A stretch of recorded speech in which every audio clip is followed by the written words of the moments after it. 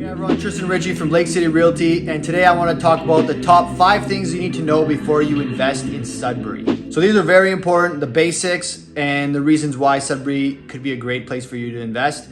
So I'm going to start. So number 5, this is very important. You always hear in real estate when you're investing is location, location, location. So you want to know where the least desirable areas are. Unless you're looking for high cash flow, maybe you want to go to where the C tenants are.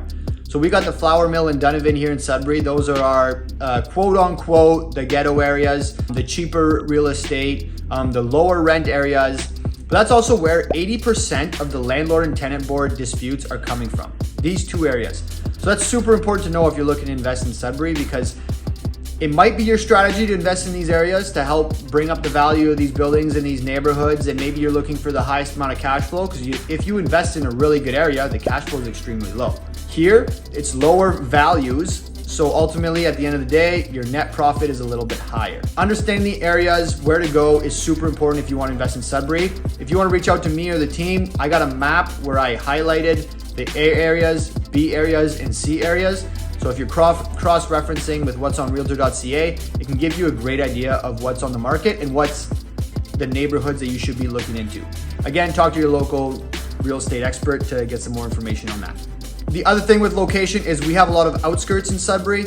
So if you're looking to invest in the outskirts, we don't really consider, being a Sudburian, we don't consider the outskirts as being a bad thing at all. What I always say to my investors is, you need a car to live in the outskirts. So it's often someone who has a job or a certain source of income who's actually used to making payments. So you have less of the riff-raff, you could say, in the outskirts. But people actually highly desire the outskirts. So for example, the Valley, Val-Thérèse, Val-Caron, and Hanmer. Those 3 areas were some of the highest increasing values in all of Sudbury this year, or last year even, for 20% compared to the Sudbury average of 16, which is pretty wild. So people love the outskirts. You're a little bit closer to the skidoo, snowmobile trails, the nature, because a lot of people like to hunt and fish, which I do as well. So investing out there is just as good as investing in town.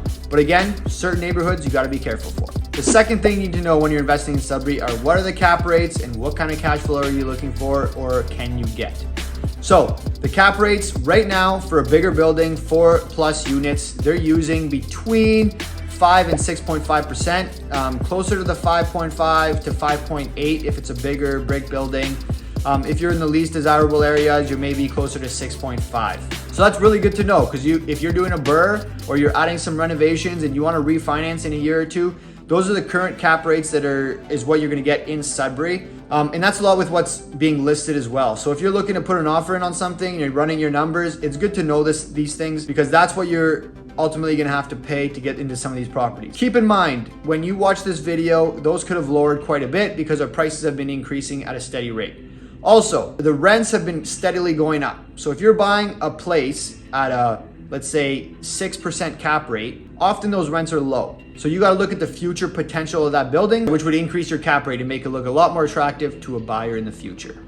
The third thing to know when you're investing in Sudbury is, what are the main employers? What's driving our economy here in Sudbury? You've heard we're the nickel capital of the world. So obviously our mines are huge. They employ a ton of people. But it's not only the mines, right? You also have the subcontractors, the engineers, the architects, the cleaners. There's all these subcontractors from the mines that are making a lot of money and hiring a lot of people in order to keep those mines running. So there's the mines and the subcontractors. We also have a bunch of government jobs, very, very steady with great income. So we have the hospital, we're the hub of the north. So that they hire a ton of people, and those are very high paying jobs. People that are buying nice homes here in Sudbury or renting a nice apartment. And then you have the executives that they bring in once in a while that you need to have executive rentals for. Then you have the CRA. We have a huge hub for the CRA here in Sudbury, the tax department. They hire over 3,000 people. And again, these are high paying jobs. These are consistent jobs, and these are safe jobs. So people feel secure in these. And then we have the post-secondary, the post-secondary institutions. So Laurentian University, Collège Boreal, and Cambrian College. So that's why the rental properties as well, if you're looking to rent to students, that's super desirable as well. But those are high paying jobs. Profs make a lot of money. Teachers at Cambrian make a lot of money. So they're buying homes and they're helping this real estate economy grow. So those are the main employers in Sudbury, super consistent. And then obviously you have all the other ones, the contractors, the people that are working in real estate right now, bunch of financial advisors. We have a downtown core. There's no shortage here. We have all the big infrastructure and they're even looking to expand. With everyone moving to Sudbury, there's so many jobs here ready to go, and high paying jobs as well. The fourth thing you need to know about investing in Sudbury is what are rents and rent prices. So I'm gonna give you a list here. You can write these down if you want. So when you're shopping around and you're looking at properties and you kind of want to know what certain bedrooms get you for rent, I'm gonna describe them right here. So bachelor apartments, they range from anywhere from $800 to $1,100 depending in which area and how nice they are. If you're looking to run safe numbers, usually go in the middle of what I'm saying. So that would be $950 or $900 for a bachelor, and that's just like an average bachelor that's looking okay, not granite countertops or anything. It's just in good shape where it's clean. Then you have the one bedrooms. You're looking between $900 and $1,200, again depending on the area and how nice. You have the two bedrooms. Those are ranging from $12 to $17, again depending how nice in which area. Three bedrooms, you're looking at 15 plus, so 15 to 2,200 depending on the area and how nice. And then full houses are renting, or semis are renting between 22 and 2,500 plus utilities. That's, let's say, for a 3-bedroom semi or a 3-bedroom house with a basement where they have the whole house to themselves. So those are rents for here in Sudbury. They're steadily increasing, as I was saying, so they've been going up quite a bit. People that are coming from Toronto investing in Sudbury, they're saying, wow, your rents are actually pretty high for the value of your homes. So it is, obviously there's a certain cap that it'll get to eventually, but right now that's pretty much where we're at. The fifth thing you need to know about Sudbury when you're investing in Sudbury is the growth potential.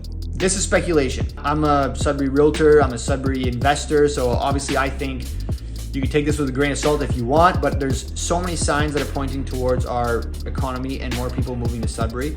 One, buying down south is getting super expensive.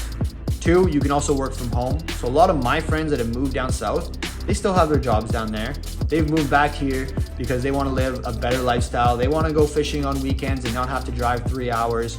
And they want to move back closer to their family. So we're seeing a lot of people move back to Sudbury. They can afford homes because they went down south, made some money, and they still holding the same jobs. We're also seeing, obviously, the big rigs in Sudbury are believing in this as well, because what we're seeing is a huge, the KED, the Kingsway Entertainment District, is being built. So that's a huge entertainment center with a casino, an arena, and they're like an amphitheater basically where they can host different singers and have different people performing there. Because right now we have a super old arena, it's working, but with our basketball team now, the Sudbury 5, our OHL team, Sudbury Wolves, we're growing. There's a lot more demand for this entertainment. So they're building this huge project that's between New Sudbury and Middle Lake with the casino. So that's obviously, they're seeing a demand for this kind of stuff. They're not just building it just cause. They know that it's gonna be successful. So all these things point to Sudbury being an increasing and a value add area. So I think we're still low. Although we've increased our house prices by quite a bit in the last couple of years, I still feel like we have a lot of room to grow. So if you have any questions, that's a little bit about Sudbury, the 5 things you need to know before you invest in Sudbury. If you have more questions, I'm a realtor myself. I got a team of realtors with me that are experts, that have flipped properties, that have rented properties, that have bird properties, and we buy and sell a lot in Sudbury. So if you have any questions, you want to start working with us, we would love to help you out. Please feel free to reach out at any time. And if this helped you, please like, subscribe, share it to a friend, post it on Facebook, Instagram, Twitter, whatever you want. It would really help us out. It takes a lot of effort and time to plan these videos, but I do it for you guys. So if you have any questions, feel free to reach out at any time.